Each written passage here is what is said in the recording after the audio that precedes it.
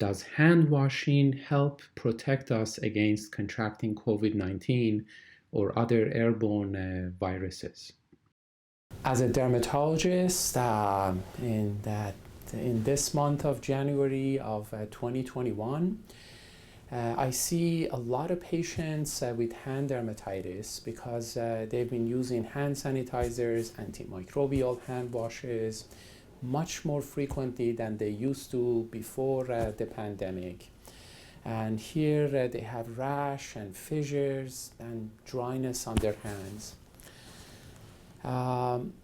We have antimicrobial molecules embedded in the dead layer of our skin. The human skin, it's, the outer layer is called the dead layer, but it's fully functional. It controls which microbes grow on our skin, which don't. And there is a very active interaction between the germs on the skin and so-called the microbiome of our skin, the different colonies of the bugs that grow on our skin. Dr. Richard Gallo,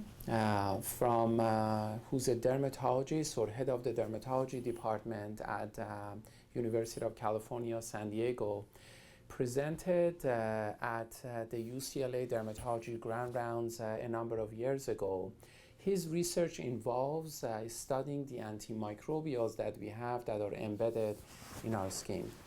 In one very interesting study, the researchers smeared 3 fingers in a petri dish containing Staphylococcus aureus, waited 10 minutes, smeared it in a blank petri dish to be incubated in an incubator.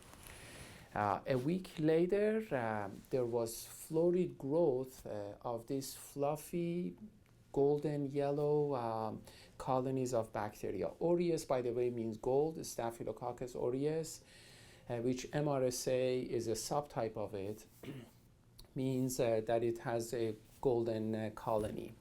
They repeated the experiment, 3 fingers in an E. coli petri dish, which is a gram-negative bacteria containing a fatty cell wall.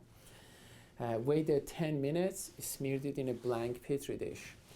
There was very weak or minimal growth in that petri dish. To prove that the antimicrobials on the hand must have killed the E. coli, they repeated the experiment with the sterile surgical gloves. So they put on the surgical gloves sterilely so that there are no bugs on the gloves, inoculated it with Staphylococcus aureus, waited 10 minutes, put it on a petri dish. There was growth, but it looked not as fluffy and as good as off of uncovered skin. So it seems like a Staphylococcus aureus actually flourishes on our skin and has adapted to be able to live off our skin. They repeated the experiment with the surgical sterile gloves with the E. coli, the gram-negative bacteria. So sterile surgical gloves in a petri dish containing E. coli, waiting 10 minutes, smearing it in a blank petri dish, inoculating it for 1 week. There was florid growth of E. coli off the surgical glove a week later. This proves that the gram-negative bacteria E. coli was killed by the antimicrobials on the skin of the researcher. You may want to ask the sandwich preparer at the sandwich restaurants not to wear gloves, and this way less likely you would catch E. coli. But that's up to you. That's a different subject. Regarding COVID-19, it's an airborne virus, and I think that's its primary mode of transmission. The reason they keep telling people to wash your hands is because it's the universal precaution against infectious diseases. And they're considering it equal to any other infectious disease until we know more. But I think hand washing will give you minimal protection, or wearing gloves, or being worried about touching the doorknobs.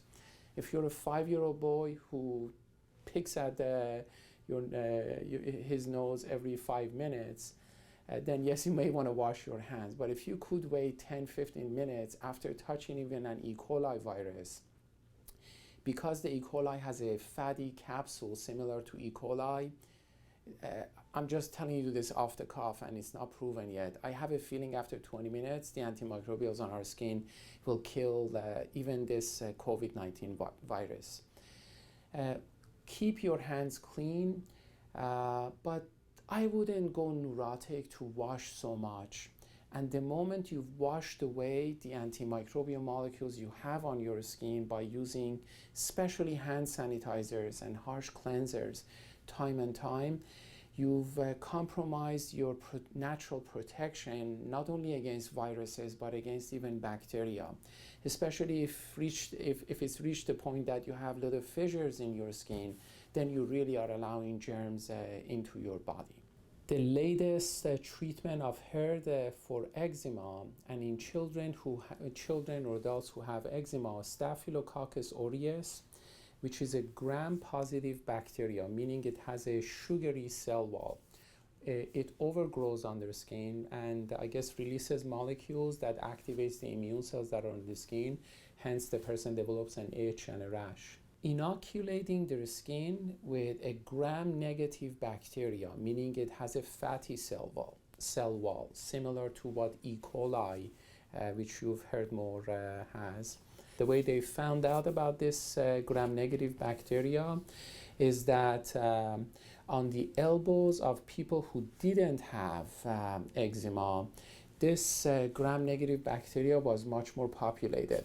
So I guess the latest treatment for eczema eventually will be that we'll have the parent of a child who doesn't have eczema to rub his or her skin on the child's skin so that the child would have more of this gram-negative bacteria.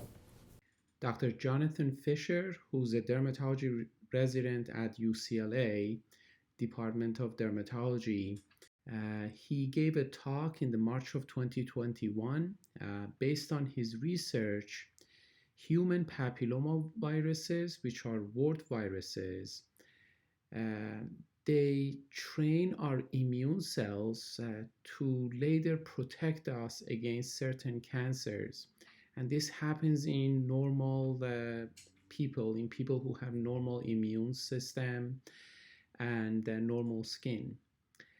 And yes, it's still true that certain subtypes of wart viruses can cause cervical cancer in certain women, but most other wart viruses are beneficial to us in protecting us against certain cancers. And it even brings to doubt whether we should inoculate everyone with the Gardasil vaccine, and it will take us 20 to 30 years from now to know.